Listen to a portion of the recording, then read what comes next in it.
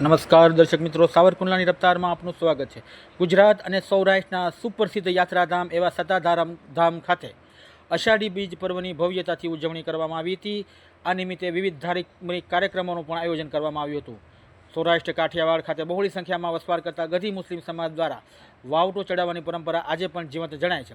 પરમ પૂજ્ય સંત આપાગીગા, જેને ગીગડા પીર તરીકે ઓળખાય છે, સત્તાધાર ધામના અનુયાયીઓ દેશ અને દુનિયામાં સૌથી વધારે છે। હડમતિયા રામદેવ પીરના મહંત કાળુબાપુના શિષ્ય લઘુ મહંત સંજય બાપુ 7000ના ભાવિક ભક્તો અષાઢી બીજનો વાવટો ચડાવવા આવેલ હતા। સત્તાધારના ખાતે દશકાઓથી અષાઢી બીજ નિમિત્તે મેળાનું આયોજન થાય છે। મેળામાં લાખો લોકો ભેગા થતા હોય છે, જ્યાં મહંત વિજય બાપુ, લઘુ મહંત મહેશ બાપુ સૌ ભક્તોને આદર આવકાર અને રામ રોટી પ્રસાદની પૂરી વ્યવસ્થા કરે છે।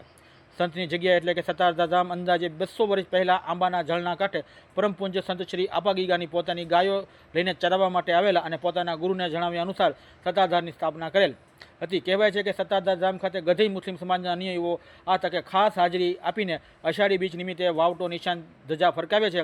આજે પણ ધર્મ અને દરેક સમાજના લોકો માટે આ પવિત્ર ધાર્મિક સ્થળ એક આસ્થા અને શ્રદ્ધાનું કેન્દ્ર ધરાવે છે। Bureau report, Savarkundla રફતાર, Imran Rathod, શિશુભાઈ બારડા।